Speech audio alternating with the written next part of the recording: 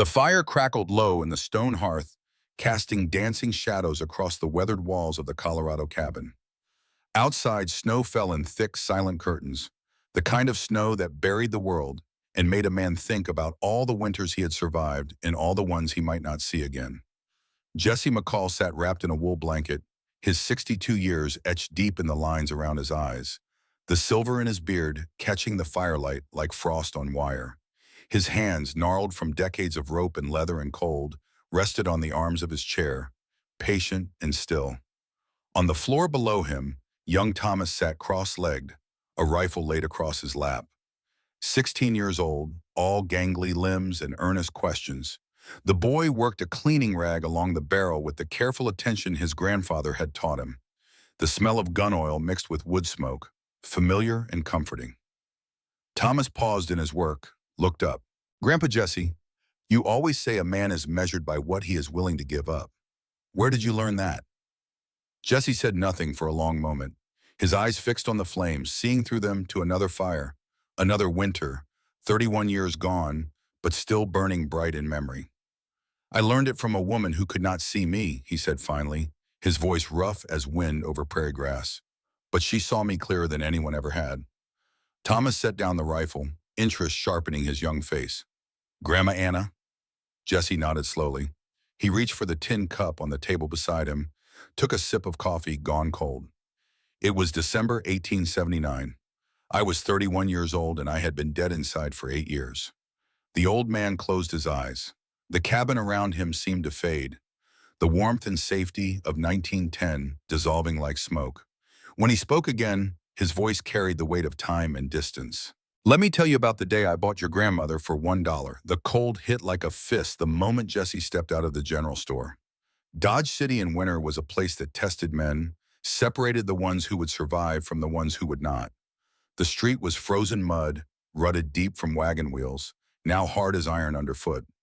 Smoke rose from every chimney, gray against a grayer skin. Jesse carried his supplies wrapped in brown paper and tied with twine. Coffee, tobacco, ammunition, flour. The basics a man needed to get through the season. He had not planned to stay in town, had not wanted to be around people at all. 8 years living alone in a cabin 8 miles out had suited him just fine. The company of horses was better than the company of men. But something made him stop as he crossed the town square. A crowd had gathered near the courthouse steps. 20, maybe 30 people, mostly men, stamping their feet against the cold, their breath rising in clouds. Jesse knew what it was before he saw it. Saturday meant auction day. Livestock, equipment, sometimes land rights, occasionally something worse. He told himself to keep walking. Whatever was happening here was none of his business. His horse waited at the hitching post. Dakota, a good Appaloosa mare who knew the way home, even in a blizzard. He could be back at the cabin before dark if he left now. Then he heard the auctioneer's voice cutting through the cold air. $5. Do I hear 5? 4. Come on, gentlemen, she is young, healthy. $3? Anyone. Jesse stopped. His hand tightened on the package of supplies. The crowd shifted, and through a gap in the bodies he saw her. A young woman standing on a wooden platform, hands bound in front of her with rough hemp rope. A burlap sack covered her head, the kind used for grain, stained and frayed. She wore only a thin dress, completely inadequate for the December cold. No coat, no shawl, nothing. Her bare feet were blue against the frozen wood, but it was the way she stood that made Jesse look closer. She did not slump or cower. Her head tilted slightly, turning toward each voice in the crowd as if she could see through the sack, through the people, straight into their souls. She was listening with an intensity that reminded Jesse of the way he read tracks on the prairie. Every detail vital, every sound a piece of information that might save your life or end it. $2, the auctioneer called, desperation creeping into his voice. $1, final offer. She cannot see a thing, boys. Will not run, will not fight. Perfect for whatever work you need done. Laughter rippled through the crowd, cruel laughter, the kind that found humor in suffering because it was easier than compassion. Jesse recognized the auctioneer now. Victor Blackwell. He owned half the businesses in Dodge City, maybe more. The saloon, the boarding house, Interest in the railroad. A man who measured everything by what it could earn him and treated people the same way he treated cattle, profitable or expendable. "What is wrong with her?" someone called out. "Not a damn thing," Blackwell answered smoothly. "Fever took her eyes when she was a child. Rest of her works just fine." More laughter. Jesse felt something cold settle in his chest, colder than the wind, colder than the snow beginning to fall again.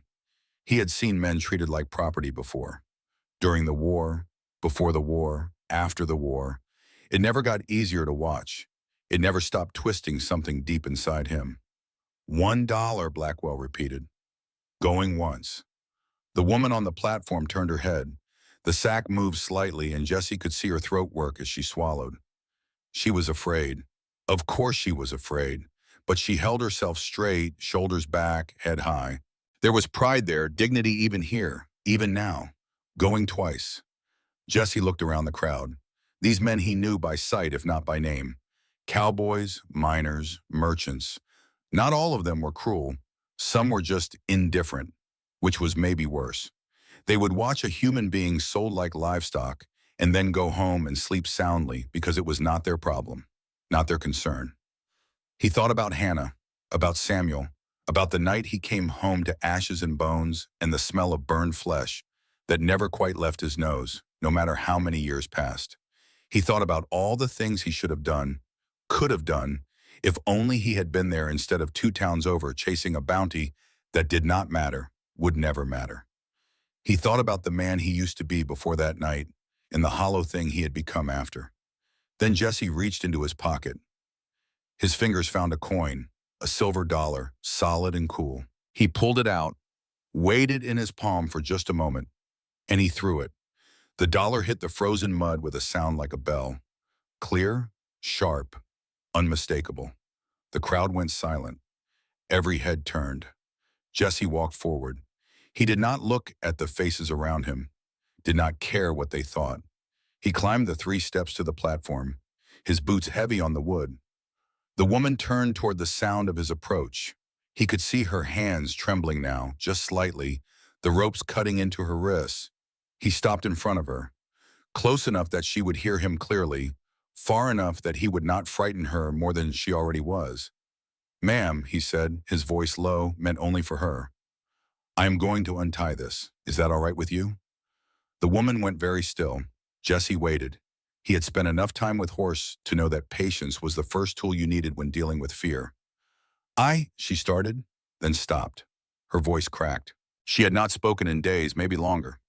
"Yes." Jesse reached up and carefully pulled the burlap sack from her head. The fabric caught in her hair, and he worked it free gently, mindfully. Cold air rushed against her face and she gasped, her sightless eyes blinking reflexively even though it made no difference to what she could see. She was young, maybe 23, 24. Her face was thin, too thin, the bones sharp beneath pale skin. Dark hair fell past her shoulders in tangles. But it was her eyes that struck him. They were gray, the color of winter sky, and they looked past him, through him, seeing nothing and everything at once. "What is your name?" Jesse asked. "Anna," she said softly. "Anna Rose Whitmore." Jesse nodded even though she could not see it. "Anna, I am Jesse McCall. Can you stand on your own?" "I am standing. I mean without the ropes. I think so." He untied her wrists.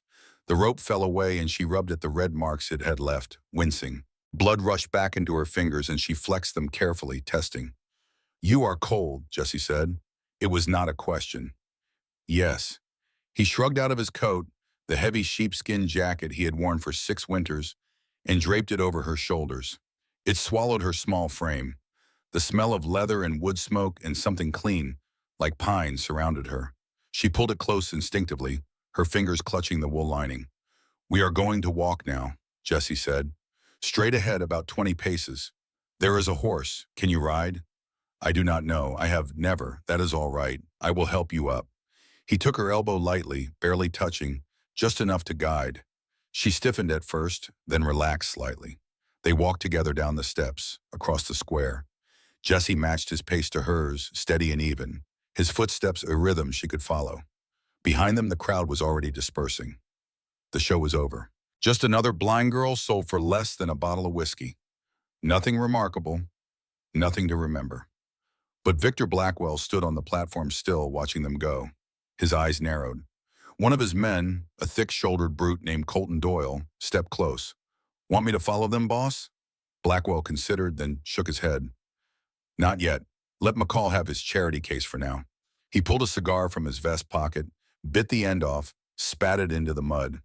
"Besides," he added, lighting the cigar with a match that flared bright in the gray light, "I know where he lives, and I know how to get what I want." The ride took 2 hours. Anna sat in front of Jesse on Dakota, his arms on either side of her holding the reins. He did not speak much, just pointed out landmarks with his voice. "Hear that? Creek is frozen solid. We cross here safer than the ford downstream. Wind is from the northwest. Means more snow coming tonight." Anna listened to everything. The creak of leather, the rhythm of hooves on frozen ground, the whistle of wind through bare branches. She turned her head toward each sound, cataloging, memorizing. Jesse found himself impressed. Most people only half listened, distracted by what they could see. Anna had no choice but to pay attention. It had made her sharp in ways that sight could dull. "Why?" she asked finally, her voice small against the empty prairie. "Why what? Why me?" "You do not know me." Jesse was quiet for a long time. "How did you explain to a stranger that you were trying to save yourself by saving them? That you were trying to prove you were still human, still capable of doing something that mattered?" "I knew a man once," he said finally. "He saw things he should not have ignored, did not do anything. People died. That man was me." Anna said nothing, but Jesse felt her body relax slightly against his chest. She understood, maybe better than he did. They reached the cabin as the sun was setting, what little light there was draining from the sky like water from a cracked basin. Jesse dismounted first, then helped Anna down. Her legs were unsteady from the cold and the ride. He steadied her with a hand on her arm. 12 steps to the door," he said. 3 steps up." Anna counted under her breath, her hand reaching out until it found the doorframe. Solid pine, hand-hewn, still rough in places where the adze had bitten deep. She ran her fingers along it, learning the texture, the shape. "Go on," Jesse said from behind her. She pushed the door open. Heat washed over her face, blessed and overwhelming. The smell of burning wood, of coffee long steeped, of animal hide and oil and dust. A man's place, sparse and functional. "There is a chair to your left," Jesse said, following her inside. "Sit if you want. I will get you something to eat." Anna found the chair, lowered herself carefully. The wood was worn smooth, comfortable, shaped by years of use. She heard Jesse move around the cabin, efficient and practiced. The clang of a pot, the scrape of a spoon, the pour of liquid into a bowl. "Soup," he said, pressing the bowl into her hands. "Careful, it is hot." "You made this?" "This morning before I went to town." She wrapped her fingers around the warmth. "Why? Why what? Why any of this? The coat, the soup, not hurting me." Silence stretched between them. Anna waited. She had learned patience in the darkness, learned that rushing to fill silence only revealed your fear. "Drink your soup," Jesse said finally. She did. It was good, better than anything she had tasted in years. Rabbit, she thought, with wild onions and potatoes. Salt, pepper, care. "I need to know," she said quietly, setting the bowl down. "What you want from me. I do not want anything from you." "Then why?" "I was in town for supplies." Jesse's voice was flat, reciting facts like he was reading from a ledger. "Saw the crowd. Saw you. Saw what they were doing. And I remembered what it felt like." "What?" "To be treated like you were not human." Anna's breath caught. "You were a soldier. War ended a long time ago, but some things do not leave you." He paused. "I saw men bought and sold, families ripped apart, children screaming for their mothers. I swore I would never stand by and watch it happen again." "So you bought me. I paid $1 so no one else could." She sat with that for a long moment. The fire crackled. Outside, wind threw snow against the windows. "What happens now?" Now she heard him settle into a chair across from her. "Now you rest. Tomorrow we figure out the rest." "The rest? Where you want to go, what you want to do. I will help you get there." You are letting me leave. You are not my prisoner, Anna. You never were. She felt something crack in her chest, not pain. Something else, something she did not have a name for, something that felt like hope and hurt just as much. I do not, she stopped, swallowed. I do not understand you. Most people do not. Why do you not talk more? Nothing worth saying most of the time. You are talking now, you ask questions, she almost smiled. Almost. Jesse? Yeah. I do not have anywhere to go. No family, no money, no one who would take me in. Then stay. For how long? Long as you need. That is not, she paused. That is not how this works. People do not just, I am not people. She opened her mouth, closed it, opened it again. Who are you? He was quiet for a long time. When he spoke, his voice was rougher than before. Someone who knows what it is like to lose everything, and to wish someone had stood in the gap when it mattered. Anna sat in the chair by the fire, Jessie's coat still wrapped around her shoulders. The warmth was seeping into her bones for the first time in months, maybe years. Outside, the wind howled, but inside there was stillness, safety, something she had almost forgotten existed. Tell me about them, she said quietly. Your family. Jesse did not answer right away. Anna heard him shift in his chair, heard the creak of leather as he leaned back. For a moment, she thought he would not answer at all, that she had pushed too far, asked for something he was not willing to give. Then he spoke. Her name was Hannah, my wife. He said it like the word itself was precious, fragile. Strong woman, stronger than me. She could birth a calf, mend a fence, shoot a rifle, bake bread, all in the same day. Never complained, never quit. And your son, Samuel, Jesse's voice softened even more, became something close to broken. He was 4 years old, had his mother's laugh and my stubborn streak, used to follow me everywhere, wanted to do everything I did, would not let me work alone, always had to help. Anna heard the pain beneath the words, the weight of it. What happened? Fire. Winter of 71.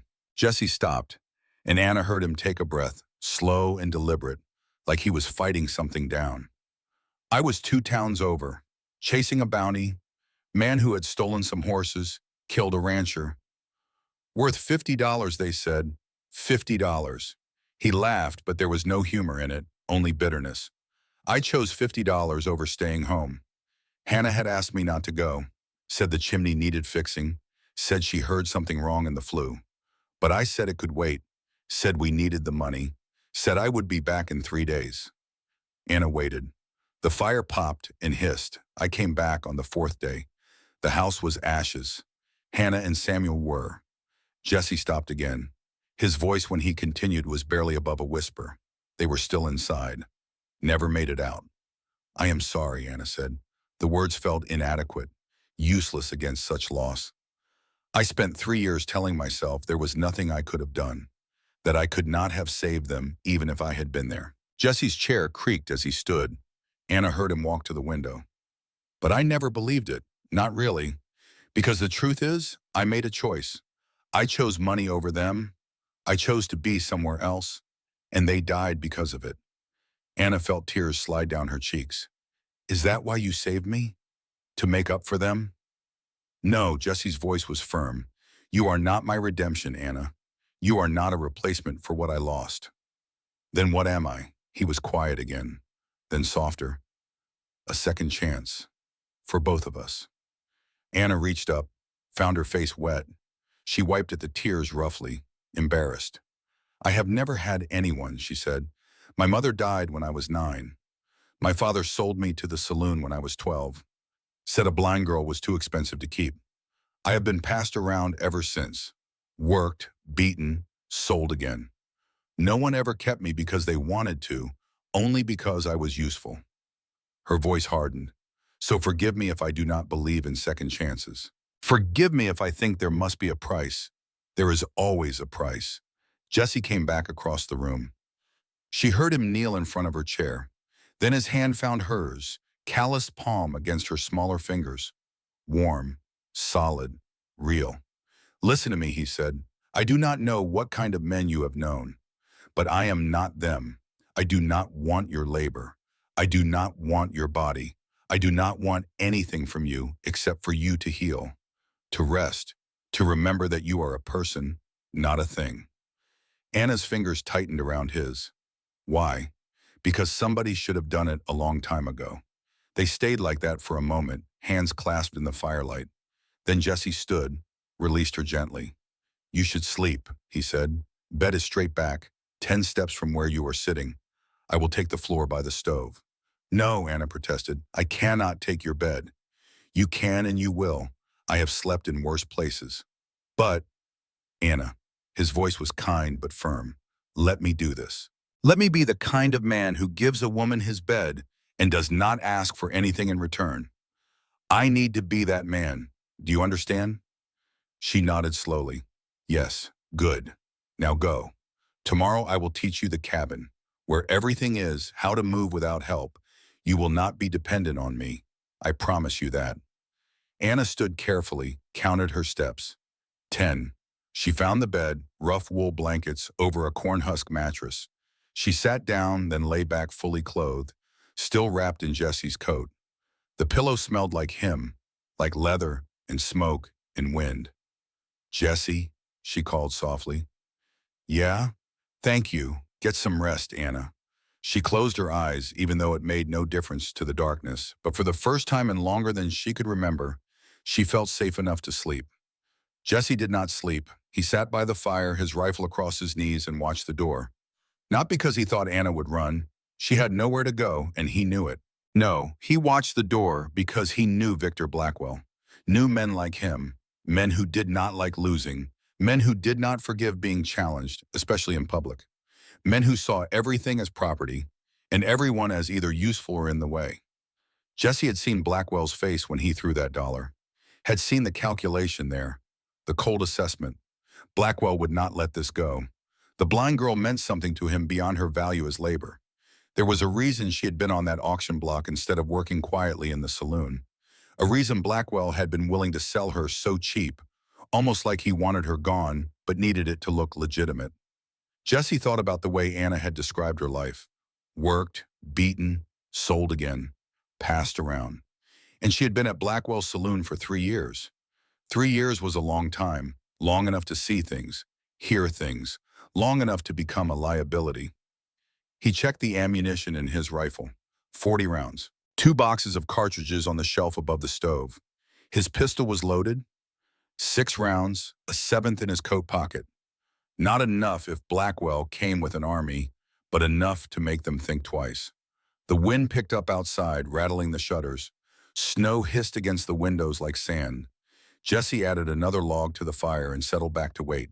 He did not have to wait long. Just past midnight, Dakota nickered softly in the barn. A warning, not alarm. Someone approaching, but not close yet. Jesse moved to the window, careful not to make a sound. He peered through the gap in the shutters. 2 riders, maybe 300 yards out, just visible in the moonlight reflected off snow. They were not trying to hide. That was interesting. Either they were scouts, checking to see if Jesse was home, or they were stupid. Jesse bet on scouts. He watched them circle the cabin once, staying well back. One of them pointed toward the barn, said something Jesse could not hear. The other nodded. They conferred for a moment, then turned their horses and rode back the way they had come. Jesse waited another 10 minutes to be sure they were gone. Then he slipped out the back door, moving silent through the snow. He followed their trail for 100 yards, reading the sign.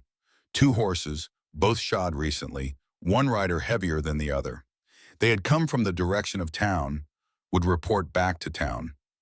Blackwell would know Jesse was here, would know Anna was here, would be making plans. Jesse returned to the cabin, barred the door from inside. He checked on Anna.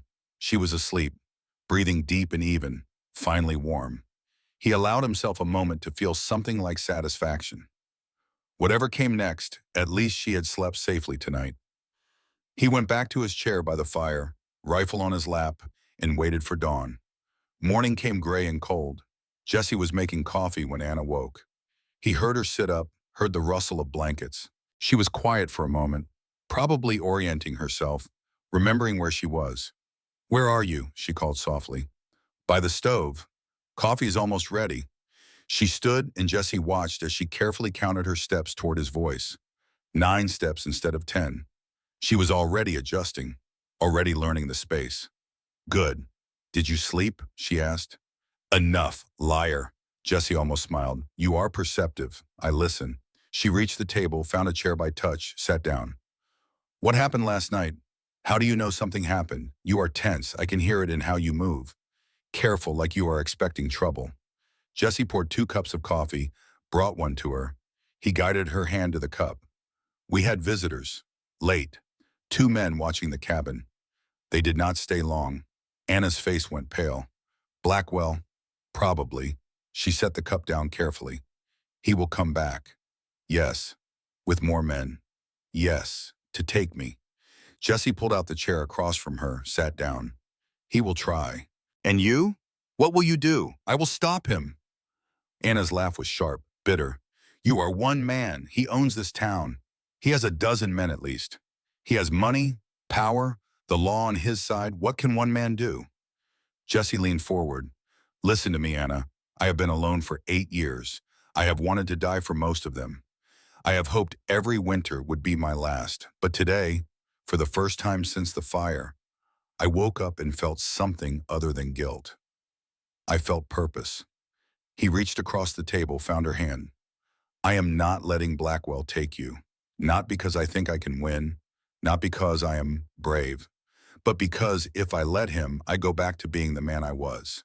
The man who stands aside and watches people suffer, because it is easier, because it is safer. And I cannot be that man anymore. Anna's fingers tightened on his. You will die. Maybe. Jesse's voice was steady. But I will die standing up. And I will damn me the day knowing I tried. They sat in silence, hands clasped across the table. Outside, the wind had died. The world was still, waiting. Then Anna spoke, her voice quiet but firm. If we are going to fight him, we need to know what we are fighting. And I need to tell you what I heard. Jesse nodded. Tell me everything. It was 3 weeks ago, Anna began. Late at night at the saloon. I was in the back room sorting bottles. Blackwell did not know I was there. He never paid attention to where I was. She paused, took a breath. There was a man, Clarence Miller, drunk, angry. He was yelling at Blackwell about money, said Blackwell cheated him on a land deal, said he wanted his share or he was going to the marshal. And Blackwell laughed, told Miller to go home, sleep it off. But Miller would not leave. He grabbed Blackwell's arm, called him a thief, said he would go to the marshal in the morning, would tell everyone what Blackwell had done. Anna's voice dropped. Then I heard them move toward the stairs. Miller was still yelling. Blackwell was quiet. Too quiet. And then there was a sound, like a shove, hard, and Miller screamed. Jesse went very still. I heard him fall, Anna continued. Every step, every crack of bone against wood. 15 steps, I counted. And then nothing. Silence. And then Blackwell said, she stopped, her hand trembling. He said, that is what happens to men who do not know when to shut up. Jesus, Jesse breathed. Blackwell called for his men, told them Miller slipped, told them to get the body out before anyone saw. But I heard the truth. I heard what really happened. Her voice cracked. And I think Blackwell knows, or suspects. I think that is why he put me up for auction, to get rid of me quietly. Jesse stood, walked to the window. His mind raced, putting pieces together. If Anna was right, Blackwell had murdered Clarence Miller. And if he suspected Anna knew, she was not just an inconvenience. She was a threat, which meant Blackwell would not stop, could not stop. Not until Anna was silenced permanently. Jesse turned back to her. Did anyone else hear? Anna hesitated. There was someone on the stairs, a woman. I heard her gasp when Miller fell. Who? I do not know her name, but she was one of the girls who worked upstairs. Jesse swore softly. If there was another witness and Blackwell knew it, he would be desperate. Desperate men did desperate things. We need help, he said finally. People Blackwell cannot buy or threaten. Do those people exist? Jesse thought of Maggie Calloway, who had lost her husband to Blackwell's greed and never bent, never broke. He thought of Reverend Elijah Crane, who ran an underground railroad of sorts, helping people escape Blackwell's control. They exist, Jesse said, and we are going to find them. But first, I need to teach you something. What? how to survive. For the rest of the morning, Jesse walked Anna through the cabin, teaching her the layout not just by steps, but by sound and touch. The stove ticks when it is hot. The seventh floorboard creaks. The door latch catches on the left side. He showed her where he kept supplies. Root cellar out back, 15 paces, leather handle on the door, ammunition on the shelf above the stove, dried meat hanging in the barn. Then he taught her things he hoped she would never need. How to load a pistol by feel. How to sense someone approaching by vibrations in the floorboards. How to distinguish friendly footsteps from hostile. You might not be able to see to shoot, he said, guiding her hands, but you can shoot to be heard. Gunfire brings attention. Sometimes attention is what you need. Anna held the pistol carefully, feeling its weight. You have done this before. Different war, same principles. By midday, Jesse felt better. Not safe, but prepared. Anna was quick, adaptive. She would not be helpless if it came to violence. They ate in silence, both lost in thought. Then Jesse spoke. We leave at first light tomorrow. Go to town. Find Maggie Calloway first. Then Reverend Crane. We get allies, we get evidence. We make Blackwell face what he has done. And if we cannot, then we run. Mexico maybe, or Colorado, somewhere he cannot reach. Anna set down her spoon.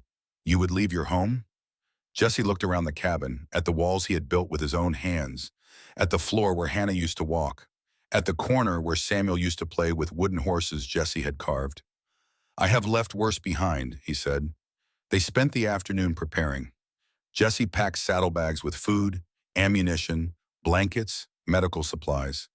Anna helped, rolling bandages, packing dried meat, learning the rhythms of preparation. As evening fell and shadows grew long, Jesse stood at the window one more time. The sky was clear for the first time in days, stars beginning to appear, cold and distant.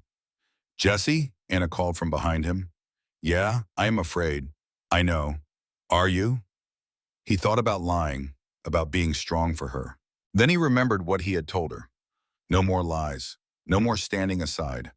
Yeah, he said, I am. Anna came to stand beside him. She could not see the stars, but she could feel the cold radiating from the window glass. Tomorrow we fight.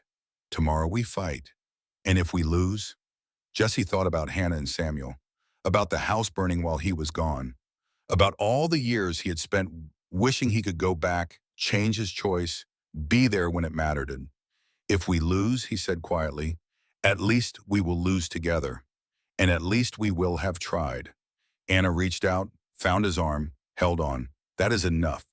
But as Jesse stood there in the growing darkness, listening to the wind beginning to rise again, he knew the truth. Trying might not be enough. Blackwell had money, men, power. They had desperation in each other. Still, as Anna's hand tightened on his arm, as her presence reminded him that some things were worth fighting for, Jesse felt something he had not felt in 8 years. He felt ready. Outside, in the darkness beyond the cabin's glow, a figure on horseback watched from the tree line. Colton Doyle had been there since dusk, counting supplies being packed, watching preparations being made. He turned his horse and rode back toward town, back toward Victor Blackwell and the orders he knew would come. The storm was gathering. By morning it would break. Dawn broke cold and sharp, the kind of morning that made metal brittle and breath freeze in the air before it left your lungs. Jesse was already awake, had been for hours, watching the darkness slowly give way to gray light that revealed a world buried under fresh snow. Every landmark he knew, every rock and tree and fence post, had been softened and disguised by the storm that had blown through in the night. He stood at the window, coffee cup in hand, and studied the landscape with the eyes of a man who had learned to read terrain the way other men read newspapers. The snow was deep, maybe 8 inches, but that was not what concerned him.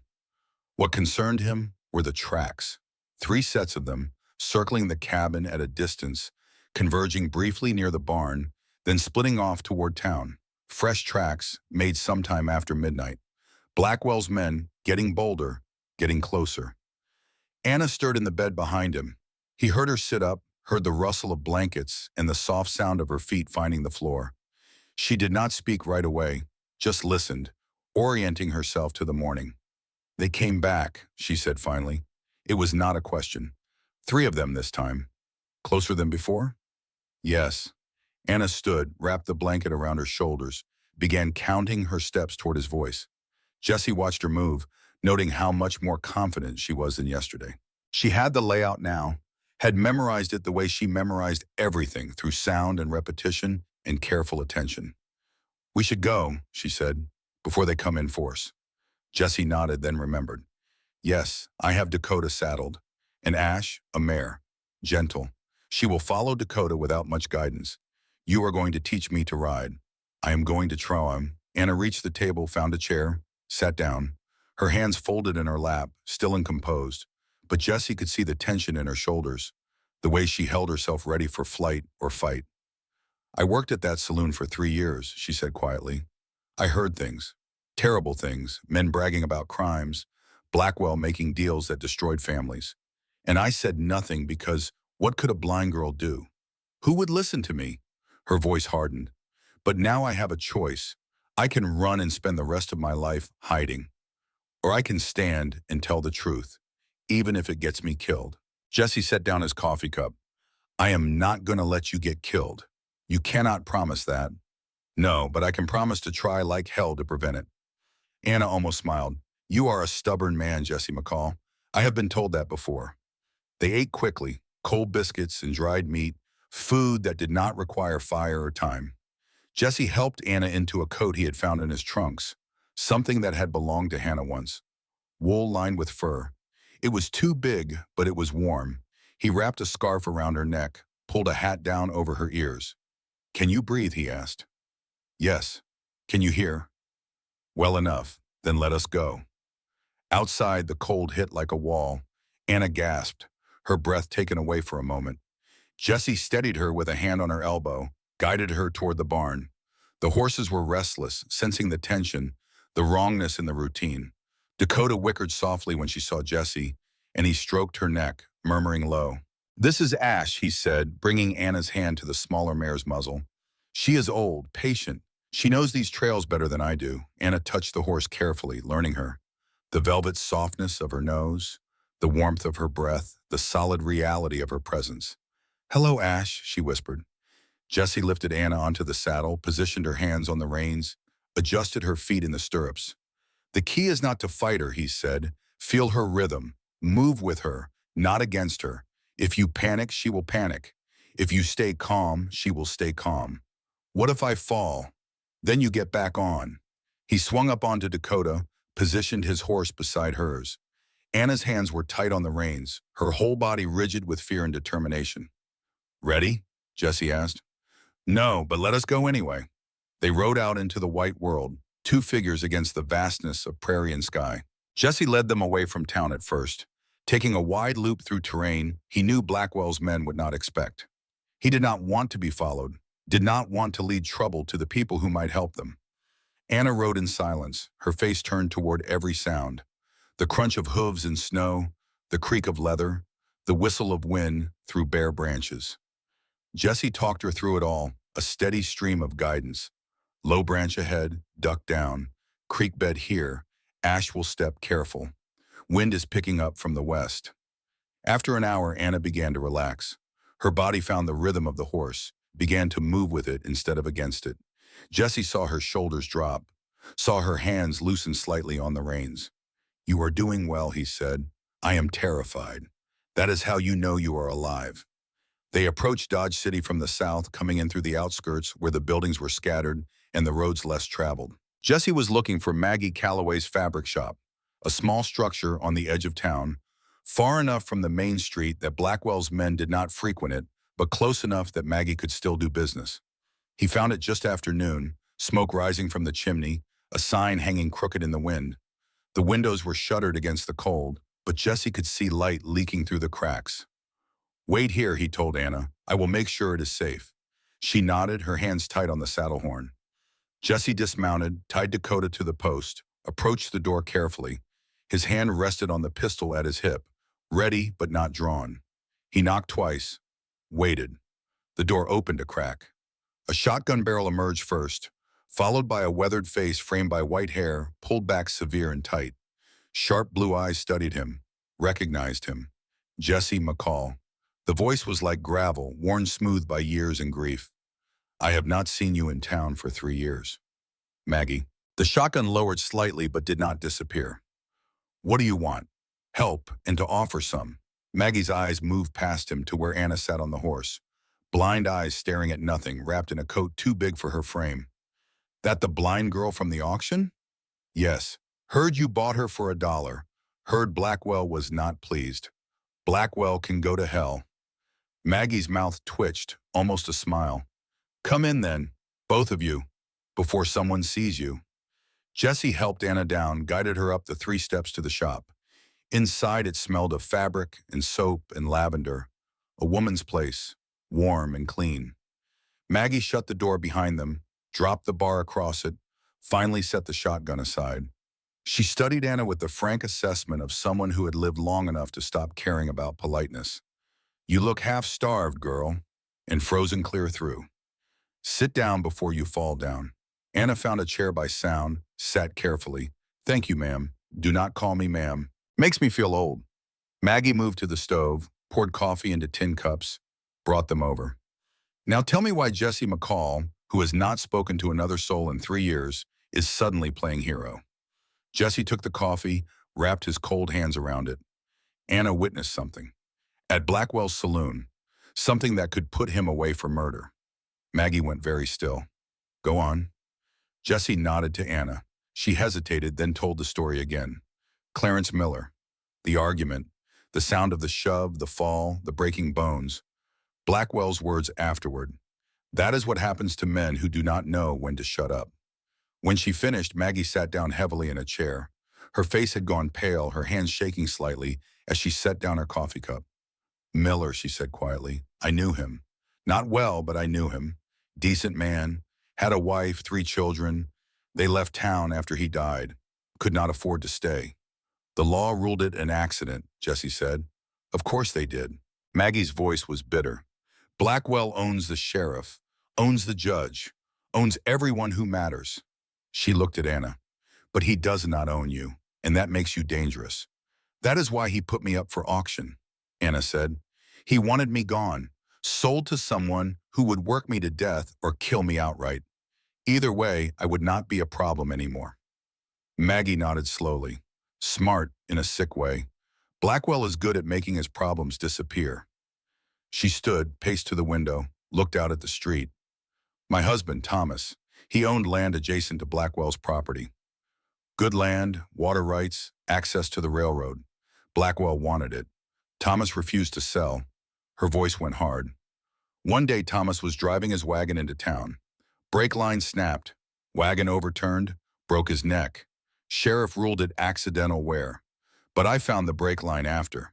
It was not worn. It was cut. Clean, deliberate. Someone who knew what they were doing. Jesus, Jesse breathed. I kept the shop, Maggie continued. Refused to leave. Blackwell tried to buy me out 3 times. I told him to go to hell all 3 times. She turned back to face them. I stayed because leaving would mean he won. Jesse leaned forward. We need your help, Maggie. We need to know who else Blackwell has hurt. Who else might testify. We need to build a case strong enough that even a bought judge cannot ignore it. Maggie studied him for a long moment. You know what you are asking? This is not just about saving the girl. This is about going to war with the most powerful man in Dodge City. People will die. People are already dying, Jesse said quietly. Miller is dead. Your husband is dead. How many others that we do not know about? Maggie was silent. Then she nodded once, sharp. There is someone, Reverend Elijah Crane, runs a church on the south end of town. He helps people escape, people Blackwell wants gone. He might know things, might have evidence. Can we trust him? If you cannot trust a man who risks his life for strangers, Maggie said, then you cannot trust anyone. Jesse stood. Where's the church? 3 streets over, past the livery. Small wooden building, cross on the door. She paused. But Jesse, be careful. Blackwell has eyes everywhere. If he knows you are gathering allies, he will move fast. We do not have time to be careful. Then God help you. As they prepared to leave, Maggie caught Anna's arm. Girl, she said quietly, what you are doing takes courage. More courage than most men have. Do not let anyone tell you different. Anna nodded, unable to speak past the tightness in her throat. They slipped out the back door, took an alley route toward the church. Jesse's hand never left his pistol. Every shadow could hide a threat. Every sound could be a warning. Anna walked close beside him, her hand on his arm, trusting him to guide her through the maze of buildings in ice and danger. The church was exactly as Maggie had described. Small, weathered, the wood dark with age and weather. A simple cross carved into the door. No paint, no decoration. The kind of place that served the poor, the desperate, the forgotten. Jesse knocked. No answer. He tried the door. It opened silently, well-oiled hinges that made no sound. Inside it was dim, lit only by candles, the air thick with the smell of waste and old wood and something else. The smell of fear, barely masked, always present. "Hello?" Jesse called softly. A figure emerged from the shadows at the back of the church. Tall, broad-shouldered, skin dark as walnut, wearing the simple black clothes of a preacher. His face was lined with years and hardship, but his eyes were clear, steady, the eyes of a man who had seen hell and chosen to fight it anyway. Jesse McCall. The voice was deep, resonant, the kind of voice that could command a room or comfort a dying man. "Heard you were back in town. And that you brought trouble with you." "I did not bring it," Jesse said. "I just stopped ignoring it." The preacher's gaze moved to Anna. "And this must be the young woman Victor Blackwell is so eager to reclaim." "She has a name," Jesse said, an edge in his voice. "Anna Rose Whitmore. Miss Whitmore." The preacher stepped forward, offered his hand. "I am Elijah Crane, and if you are enemies of Victor Blackwell, then you are welcome in this house of God." Anna took his hand. "Thank you, Reverend." Elijah's grip was firm, calloused, the hands of a man who did not just preach, but worked. "Come," he said, "we should not speak here. Too open, too exposed." He led them through a door behind the pulpit, down a narrow stairway into darkness. At the bottom was a cellar, larger than Jesse expected, lit by oil lamps, and it was not empty. 12 people huddled there, families mostly, a woman with 2 children, an older couple, several young men. All of them looked up as Jesse and Anna entered, their eyes wide with fear or hope or exhaustion. "These are people Blackwell once disappeared," Elijah said quietly. "Debtors he wants to enslave, women he wants to sell, men who crossed him and survived the first attempt. I helped them move on, helped them find new lives in Kansas City, Denver, California. Places Blackwell's reach does not extend." Jesse looked at the faces, saw his own past reflected there. People who had lost everything, people who were still trying to find a reason to keep fighting. "How many have you saved? Over the years?" Elijah considered. "Maybe 100, maybe more. I stopped counting. Each one is a small victory against a great evil." Anna spoke, her voice soft but clear. "Was Theodore Marsh one of them?" The cellar went silent. Elijah turned to look at her, his expression unreadable. "How do you know that name?" "I heard it. At the saloon, Blackwell threatening him." She paused. "He had a sister." Elijah nodded slowly. "Clara. She still works at the saloon. Blackwell keeps her there, insurance against Theodore, or against whoever might carry Theodore's secrets." "Is Theodore dead?" Jesse asked. Elijah's face was grim. "I believe so. He came to me 6 months ago. Said he had proof of everything Blackwell had done. Every murder, every theft, every act of fraud. He had written it all down, signed it. A confession and an accusation both. Where is it? That is the question. Theodore hid it somewhere safe. Was going to give it to the federal marshal when he arrived. But Blackwell found out. Theodore disappeared 2 days before the marshal came to town. His body was never found. Jesse felt something cold settle in his stomach. But the documents still exist. "I believe so. Theodore was careful. He would not have kept them on his person. He would have hidden them somewhere only he knew." Elijah paused.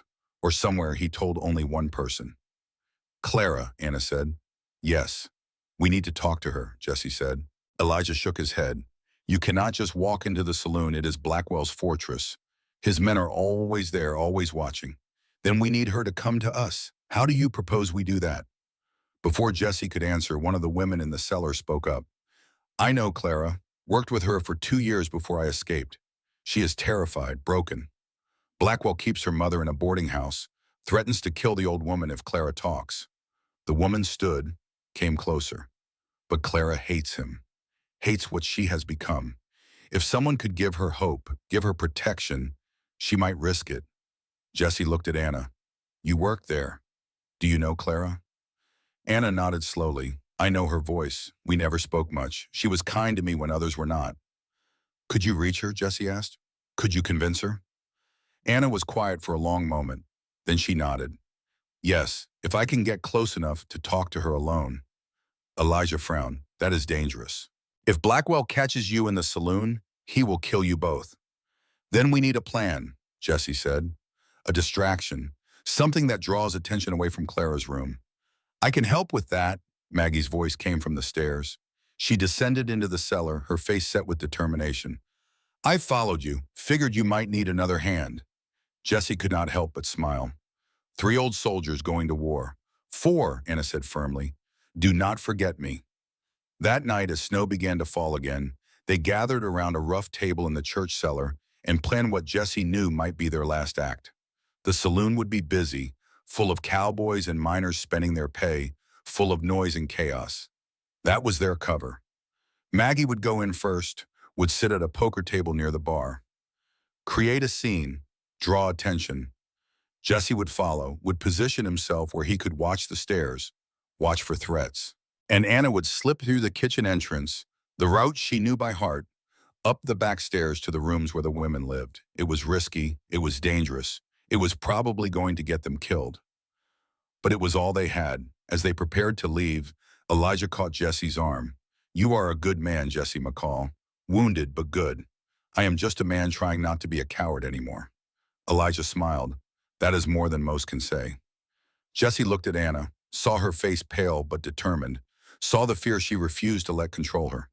She had been sold, beaten, treated as less than human, and still she stood ready to walk back into the nightmare she had escaped.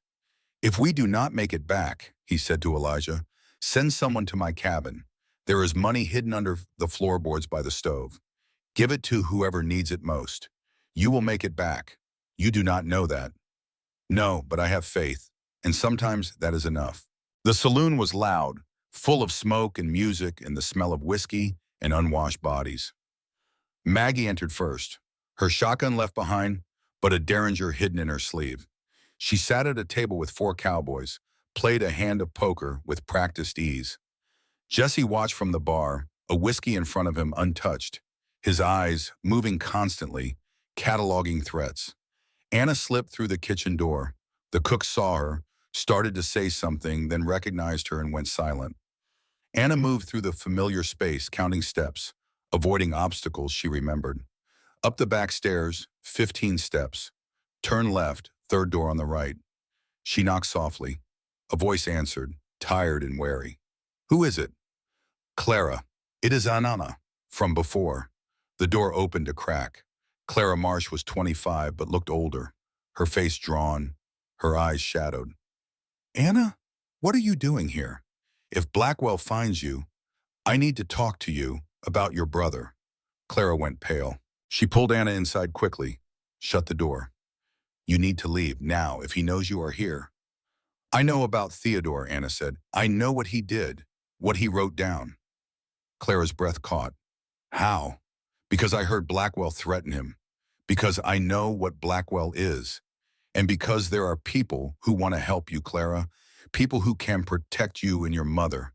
There is no protection from him. Clara's voice broke. He owns everything. Everyone. Not everyone.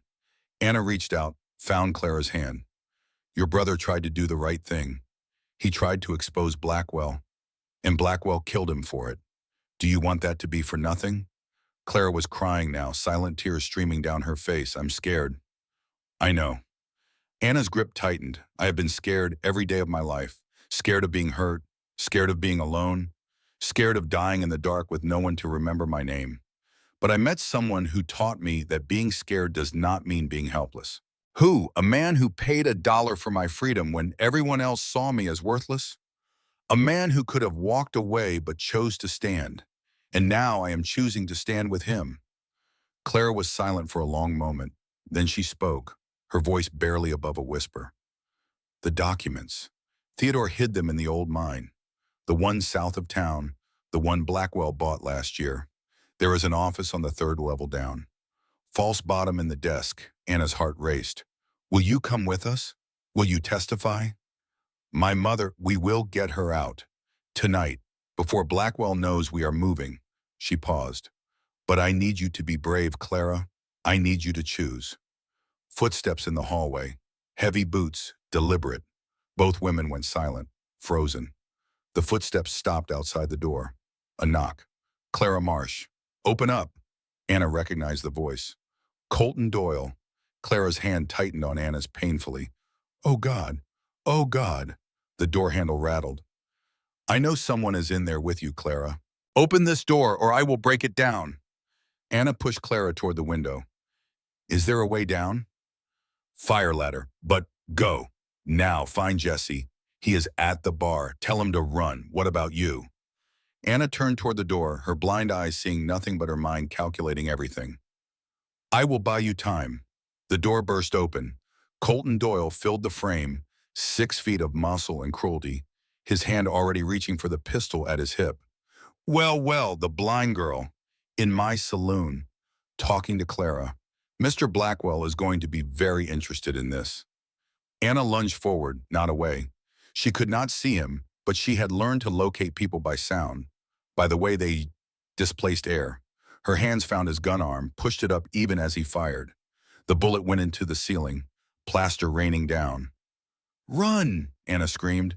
Clara was already through the window, climbing down the ladder with the desperation of a woman who had nothing left to lose.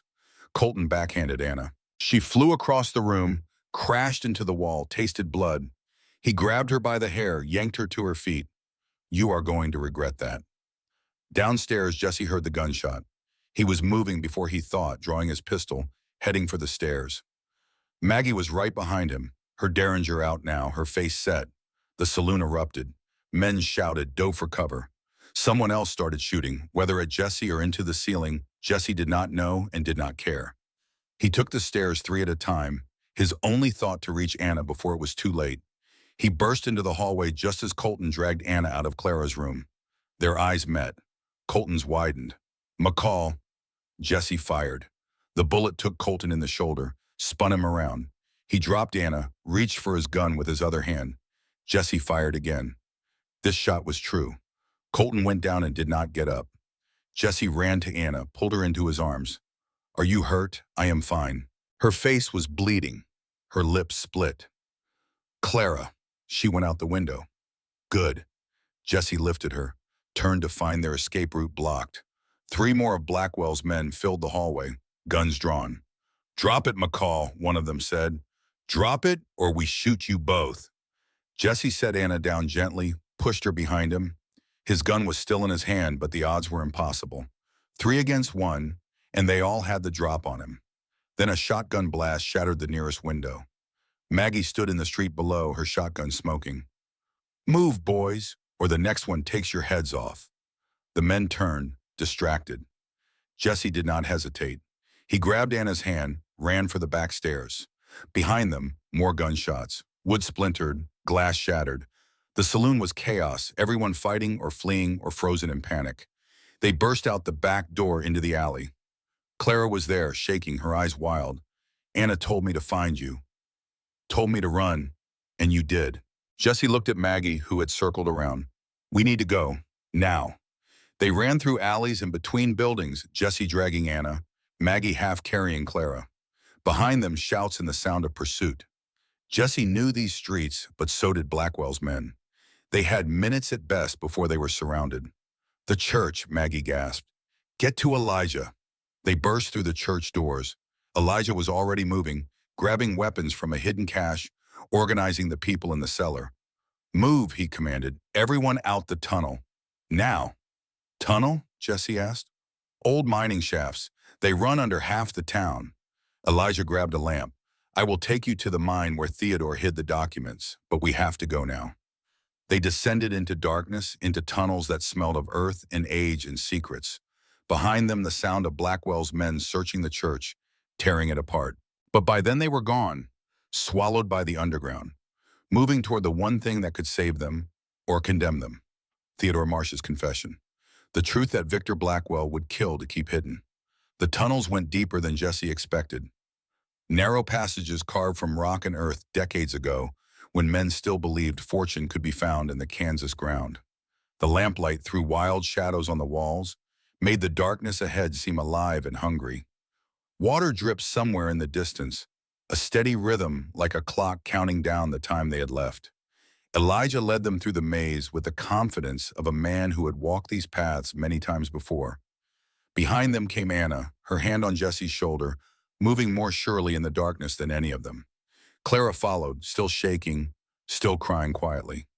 Maggie brought up the rear, her derringer reloaded, her eyes watching the tunnel behind them for signs of pursuit. "How much further?" Jesse asked. "Half a mile, maybe less." Elijah's voice echoed off the stone. "The mine Theodore used is connected to this network. Most people do not know. Blackwell certainly does not, or he would have found the documents by now." They walked in silence after that, saving their breath, listening for sounds that did not belong. The air was cold but still, untouched by wind, heavy with the weight of earth pressing down from above. Jesse thought about collapse, about being buried alive in the dark, and pushed the thought away. Fear was useless. Action was what mattered. Anna stumbled over an uneven patch of ground. Jesse caught her automatically, steadied her. "You all right?" "Yes." She brushed dirt from her hands. "How much further?" "Not far." She nodded, took a breath. "Jesse, when we get the documents, what then?" "Then we run. Get out of Dodge City, get to Wichita, find the federal marshal, give him everything. And if Blackwell stops us?" Jesse did not answer. They both knew what would happen if Blackwell caught them. There would be no trial, no mercy, no second chances. Just a shallow grave in the prairie where no one would ever find them. The tunnel opened into a larger chamber, the ceiling high enough that the lamplight did not reach it. Abandoned equipment lay scattered across the floor, picks and shovels rusted to uselessness, a broken cart with one wheel missing. This had been a working mine once, before the ore ran out, before the investors took their money and disappeared. "There," Elijah said, pointing. "That shack against the far wall, that was the foreman's office." They crossed the chamber carefully, alert for traps or weak flooring. The office was small, barely large enough for a desk and chair, the wood warped and splitting from years of moisture. Theodore's hiding place. Clara pushed past them, went to the desk. Her hands shook as she pulled open drawers, searching. Not this one. Not this one. Then she found what she was looking for, a drawer that looked like all the others but felt different when she touched it. She pressed something on the underside and the bottom of the drawer clicked, lifted. Inside was a leather portfolio sealed with wax that had cracked with age. Clara lifted it out like it was something holy, something dangerous. "This is it. My brother's confession." "Open it," Maggie said. "Make sure it is what we need." Clara broke the seal, unfolded the portfolio. Inside were pages and pages of neat handwriting, dates and names and details recorded with obsessive care. The lamplight fell across the first page and Jesse read the words written there. "I, Theodore Marsh, being of sound mind and damn soul, do hereby confess to the following crimes committed at the direction of or in partnership with Victor Blackwell between the years 1874 and 1879.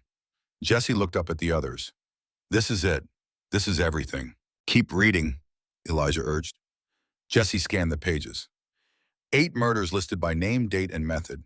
12 cases of fraud, land deals where deeds were forged and families evicted. Bribes paid to Judge Harrison, Sheriff Dawson, and 3 county commissioners. Dates, amounts, witnesses. Every piece of evidence a prosecutor would need to build a case that could not be dismissed or bought off. At the bottom of the last page, Theodore had written one final paragraph. "I do not expect forgiveness. I do not deserve it. I helped build an empire of blood and lies. I profited from suffering. But I cannot die with this weight on my soul. If you are reading this, I am already dead. Victor Blackwell has killed me just as he killed all the others. Do not let him win. Do not let my cowardice be the final word. Make him answer for what he has done. Below that, Theodore's signature, witnessed and dated 6 months ago. Clara was weeping openly now, her shoulders shaking. My brother. Oh God. My brother. Anna moved to her side, wrapped an arm around her. He tried to do the right thing. In the end, that matters. Does it? Clara's voice was bitter. He is still dead, and Blackwell still walks free.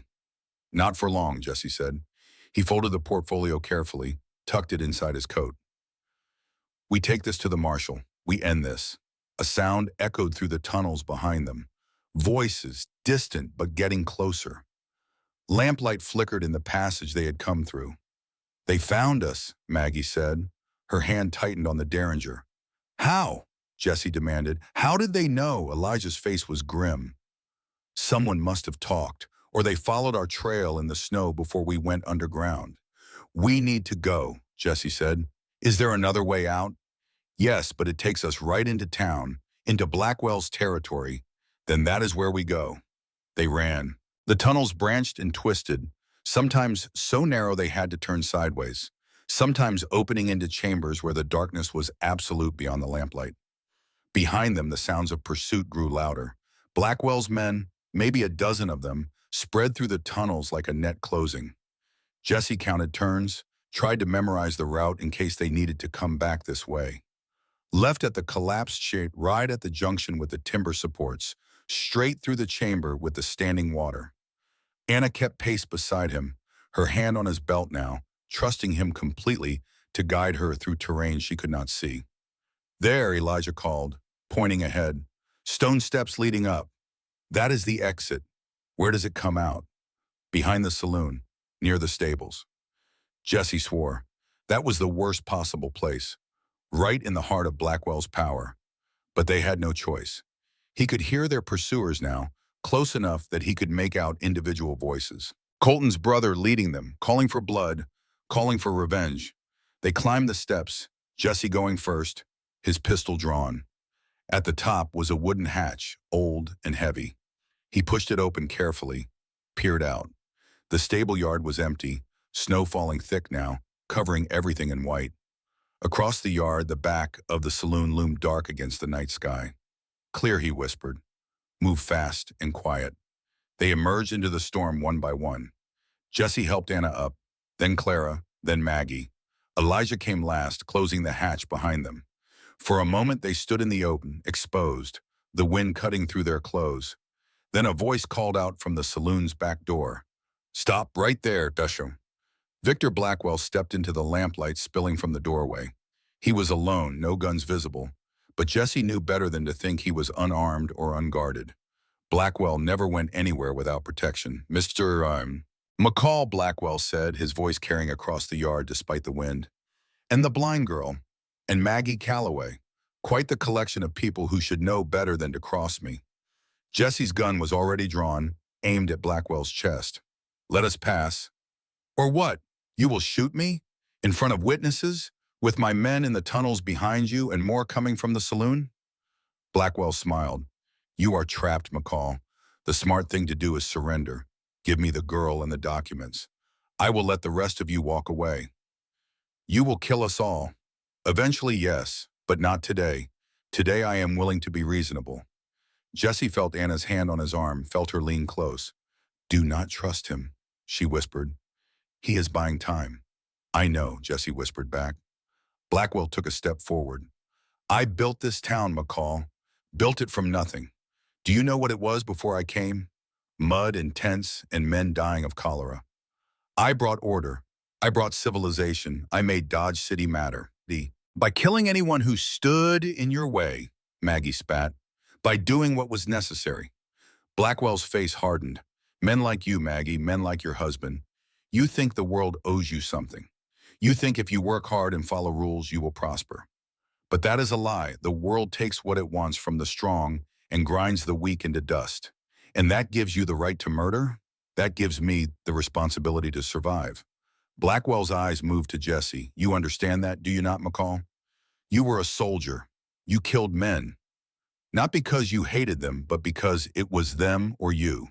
That was war, Jesse said. This is different. Is it, or is it just a different kind of war? Before Jesse could answer, the hatch behind them burst open. Men poured out of the tunnel, Colton's brother in the lead, his face twisted with rage. There they are! Take them! Jesse spun, fired. The first man went down. He fired again. The second stumbled back. But there were too many, and they kept coming. Maggie's derringer barked twice, then clicked empty. Elijah grabbed a shovel from the stable wall, swung it like a club. Run! Jesse yelled to Anna. Get to the horses! But Anna did not run. She stayed beside him, her hands finding his arm, guiding his aim by sound. Left, she said. 3 steps left. There. Jesse fired where she indicated. A man screamed, fell. It was impossible. Should have been impossible, but Anna's hearing was so acute she could track movement by sound alone. The fight devolved into chaos. Men grappling in the snow, fists and knives and improvised weapons. Jesse lost track of time, of everything except survival. He hit someone with his pistol when the ammunition ran out, felt bone break under the impact. Someone grabbed him from behind, and Maggie hit them with a piece of wood. Then a gunshot louder than the others. Everyone froze. Blackwell stood in the center of the yard now, a rifle in his hands, aimed at Anna's head. Enough, he said quietly. Everyone stop or I kill her right now. Jesse's blood went cold. He raised his hand slowly. Do not. The documents, McCall. Hand them over. Jesse hesitated. Everything they had fought for, everything Theodore Marsh had died to preserve, came down to this moment.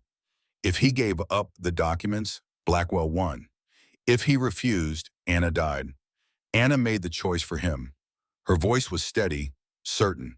Do not give him anything, Jesse. Let him shoot me, but do not let him win. Brave words, Blackwell said. Foolish, but brave. His finger tightened on the trigger. A horse screamed.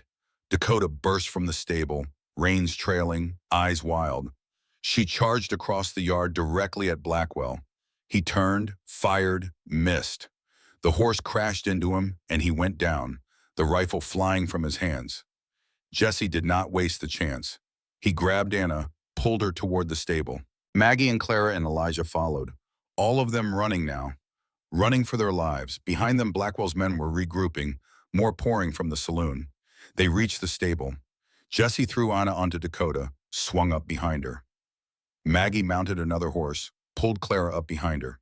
Elijah found a third mount. They burst out of the stable into the storm, hooves pounding, snow flying. Gunshots followed them, but the storm was their ally. Visibility was measured in feet, not yards. They rode hard, Jesse trusting Dakota to find the way, heading east out of town toward open prairie. They rode for an hour before Jesse dared to slow down. His hands were numb, his face raw from wind and snow. Anna shook against him, cold and exhausted but alive. Behind them, the lights of Dodge City had long since disappeared into the white darkness. Jesse's hand went to his coat, checking the portfolio out of habit. His fingers found only fabric. The leather case was gone. He cursed under his breath, replaying the chaos at the stable yard in his mind. The fight, the grabbing hands. Someone, in all that confusion, had slipped skilled fingers into his coat and taken Theodore's confession. Professional, calculated. One of Blackwell's men who knew exactly what they were looking for.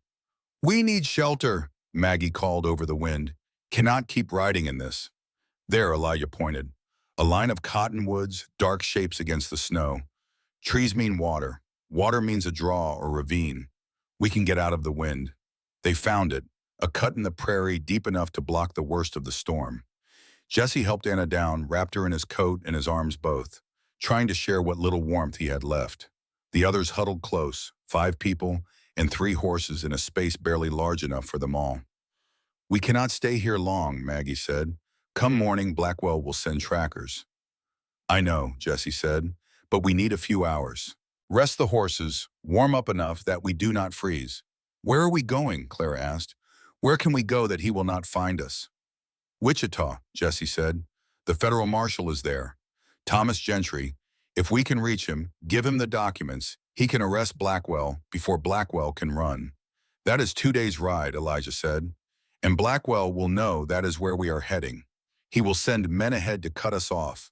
Then we ride fast and we ride smart. Jesse looked at each of them in turn. I am not going to lie to you. The odds are not good.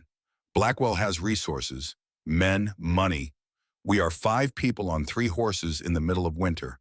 But we have something he does not have. What? Anna asked quietly. The truth. The storm began to ease near dawn.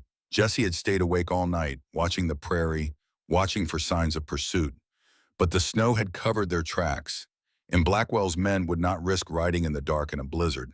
They had hours, maybe half a day, before the hunt resumed. They rode out at first light, heading east toward Wichita. The prairie was transformed, a white expanse broken only by the dark lines of fence posts and the occasional stand of trees, beautiful and deadly in equal measure. Anna rode with Jesse as she had since the beginning. She did not speak much, just held on to him and listened to the world around them. Jesse found comfort in her presence, in the steady rhythm of her breathing, in the way she trusted him completely, even when he did not trust himself. By midday, they reached a small settlement, barely a town, just a general store and a few houses. Jesse bought supplies with the last of his money, coffee and hardtack and oats for the horses. The man behind the counter looked at them with suspicious eyes, but took their money without questions. As they rode out, Maggie pulled up beside Jesse. We are not going to make it, are we? Jesse did not answer right away. I do not know. You are a terrible liar. Always have been. Maggie smiled, tired and sad. I am not sorry, you know, even if we die tomorrow. I am not sorry I stood up to him. Neither am I, Jesse said. They made camp that night in the abandoned farmhouse, the roof half collapsed, but the walls still standing. They built a small fire in what had been the kitchen, risking the smoke because the alternative was freezing. Jesse posted Clara as a lookout while the rest of them tried to rest. Anna sat close to Jesse, her head on his shoulder. Are you afraid? She asked quietly. Yes. Good. She reached for his hand. So am I. They sat in silence for a while, listening to the wind outside, the crackle of the fire, the quiet breathing of the others. Then Anna spoke again. Jesse, if we do not make it, if tomorrow Blackwell's men find us and it ends badly, I want you to know something. What? I am grateful. For all of it, for that dollar you threw in the mud, for teaching me I was worth more than I believed, for standing beside me when you could have walked away. Jesse's throat tightened. Anna, let me finish. She turned toward him, her blind eyes finding his face even though she could not see it. You told me you were looking for redemption, but you gave it to me instead. You made me believe I could be more than a victim, more than a burden. You made me believe I could fight. You did that yourself, Jesse said roughly. I just gave you the chance. No, you gave me hope, and that is worth more than anything. Jesse pulled her close, held her against his chest. He wanted to tell her he loved her, wanted to say all the things that crowded his throat and refused to come out. But the words were stuck somewhere between his heart and his mouth, trapped by years of silence and grief. Instead, he just held her and hoped it was enough. They reached the outskirts of Wichita late the next afternoon. The town was larger than Dodge City, more established, with brick buildings and paved streets and the smell of civilization. Jesse felt hope flicker in his chest. They were close now, so close. The federal marshal's office was near the courthouse, a solid building with bars on the windows and a sign that read, United States Marshal, District of Kansas. Jesse dismounted, helped Anna down, and the 5 of them walked to the door together. Inside, a deputy looked up from his desk. Can I help you? We need to see Marshal Gentry, Jesse said. It is urgent. The marshal is not in. He is expected back tomorrow. Jesse felt the hope die. Tomorrow might be too late. Blackwell's men could be hours behind them, could already be in town. Where is he? Fort Larned. Government business. The deputy frowned. What is this about? Murder? Fraud? Corruption? Jesse pulled out the leather portfolio. We have evidence against Victor Blackwell of Dodge City, evidence that cannot wait. The deputy's expression changed. Blackwell, he stood quickly. Wait here. I need to send a telegram. He disappeared into a back room. Jesse looked at the others.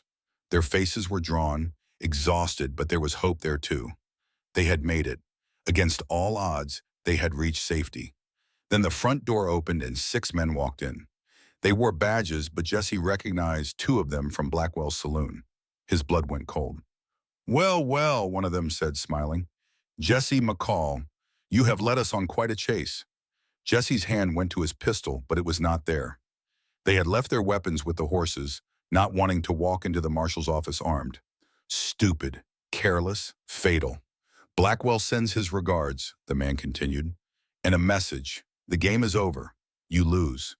The deputy came back into the room, took one look at the situation, and his face went pale. What is this? Federal business, the lead man said smoothly. These people are wanted for murder and theft. We are taking them into custody. That is a lie, Maggie spat. We are the ones with evidence against Blackwell. Evidence? The man laughed. What evidence? Jesse realized too late what was happening. His hand went to his coat, reached for the portfolio. It was gone.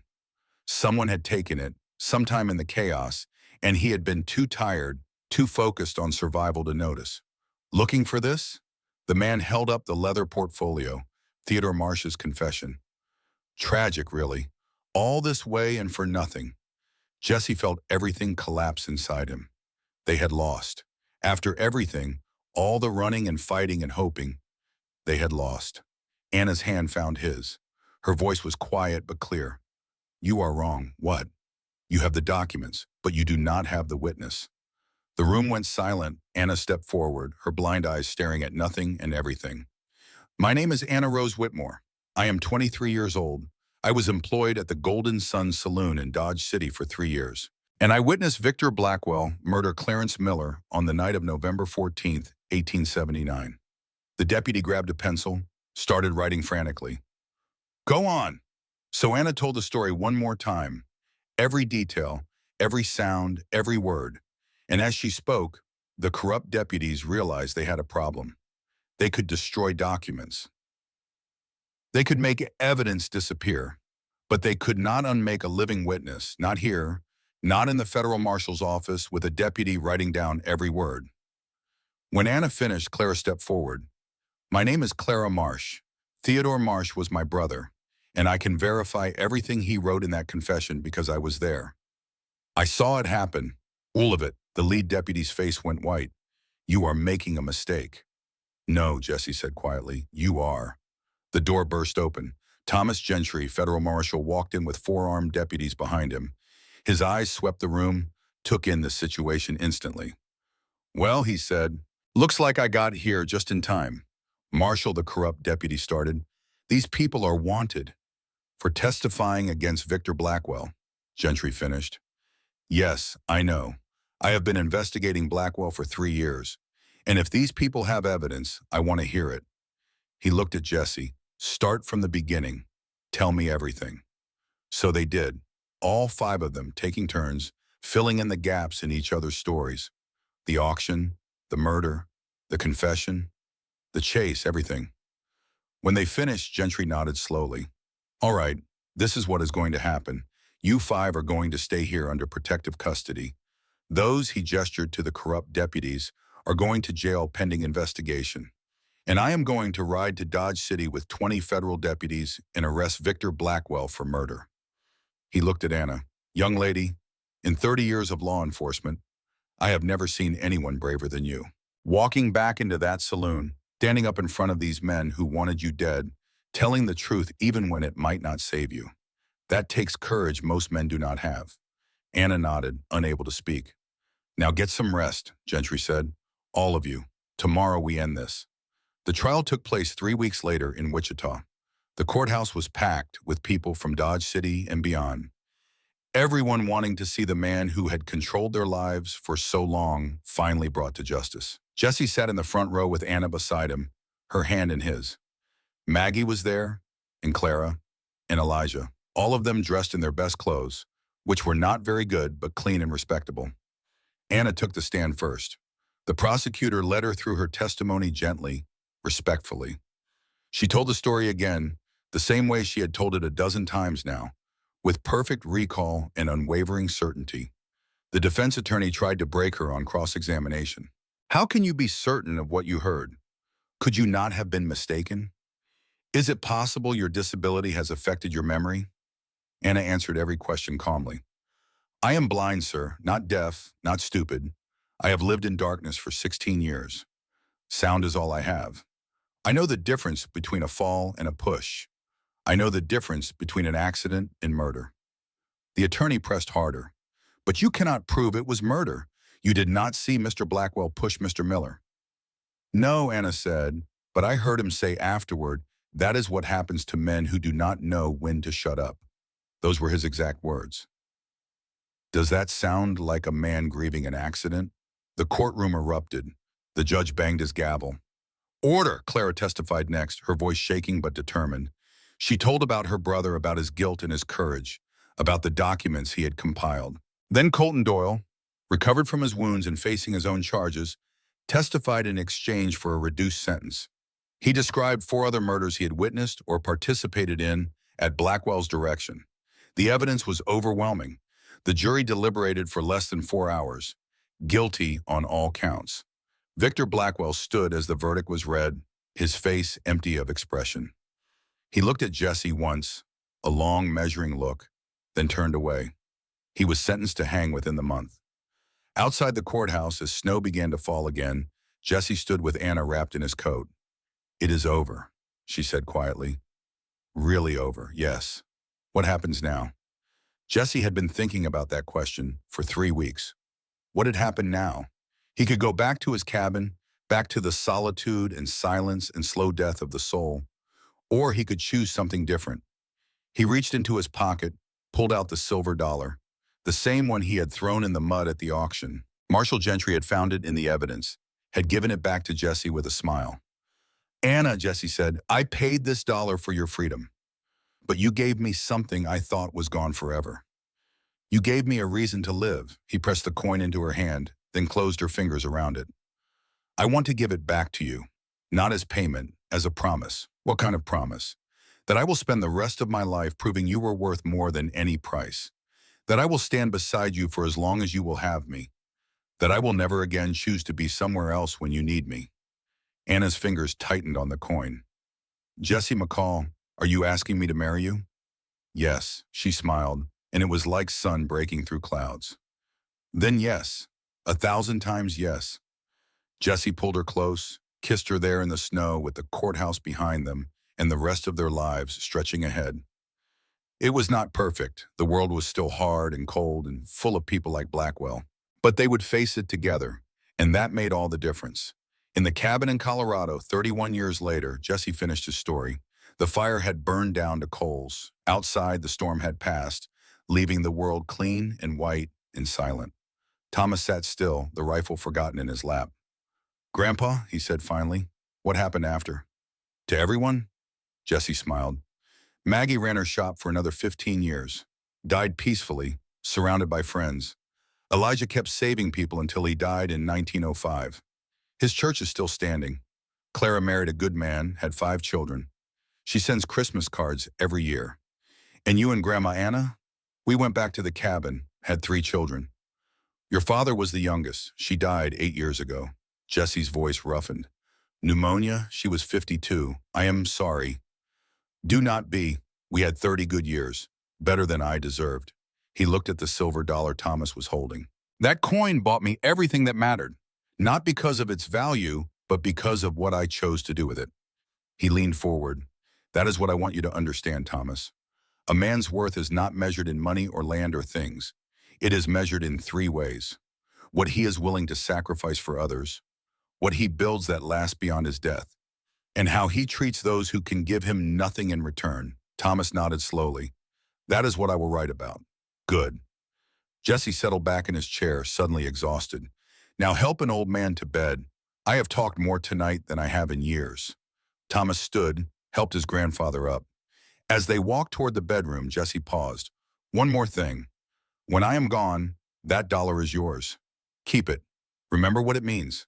And when the time comes, pass it on to someone who needs to know they are worth more than the world says they are.